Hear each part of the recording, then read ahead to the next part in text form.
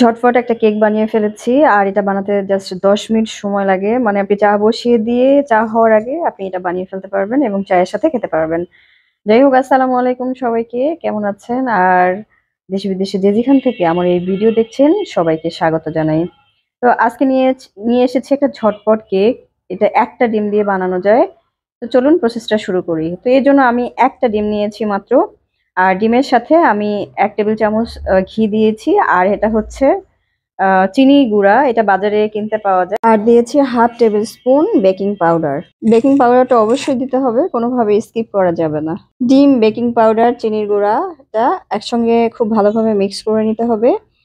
ততক্ষণ পর্যন্ত মিক্স করতে হবে যাতে কোনো ধরনের দানা না থাকে। আর এর সাথে এখন ২ টেবিল স্পুন গুঁড়া পাউডার দিয়ে দিয়েছি। তো দিয়ে এটা আরো ভালোভাবে মিক্স করে নিব। তো মিশ্রণটা মিক্স করতে আরেকটা কথা বলে রাখি, সেটা হলো যে চিনির গুঁড়া যদি না পান, কারণ চিনির গুঁড়াটা দিলে খুব ভালো হয়, তাহলে চিনিকে ব্লেন্ডারে ব্লেন্ড করে নিলেই এরকম হয়ে যাবে। আচ্ছা, মিশ্রণটা আমার রেডি হয়ে গিয়েছিল। আর এর ফাঁকে দিয়ে আমি ১ কাপ মানে ২৫০ গ্রাম সমান ময়দা দিয়ে দিয়েছি। আর ময়দা দিয়ে একটা নরম ডো বানিয়ে নিব। আর এটাকে ৫ মিনিটের জন্য জাস্ট ঢেকে রাখবো। এর ফাঁকে আমি জাস্ট হাতটা ধুয়ে এসেছি। আর এই মেজারমেন্ট কাপের এই কাপটা দিয়ে ১ কাপ ময়দা আর এরপরে ১/২ কাপ চিনির গুঁড়া, এই মেজারমেন্ট কাপের ২ চামচ সমান গুঁড়া দুধ, ১ চামচ সমান ঘি আর ১/২ চামচ সমান বেকিং পাউডার দিলেই কিন্তু এই কেকটা পারফেক্ট ভাবে তৈরি করা যায়। তো ৫ মিনিট পর আমি কেকটাকে আরেকটু ভালোভাবে মথে নিচ্ছি যাতে আরেকটু মসৃণ হয়। এবার হাতটাকে পরিষ্কার করে নিয়ে হাতে তেল বা ঘি মাখিয়ে নিতে হবে। আমি তেল মাখিয়ে নিয়েছি। তেল মেখে জাস্ট গোল গোল করে বা যেমন শেপ দিতে চান ওরকম করে শেপ দিয়ে তেলে ভেজে নিতে হবে।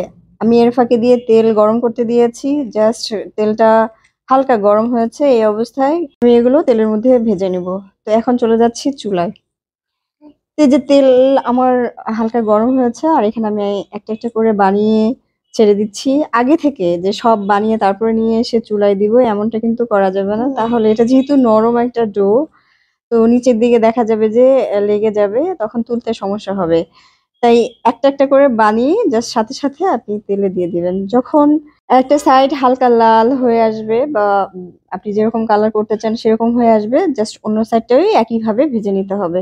এটা কিন্তু তেলে দেওয়ার পরে কোনো নিচে লাগে না। নিজে থেকেই তেল থেকে উপরে উঠে আসে আর ফুলেও যায় বেকিং পাউডার থাকার কারণে।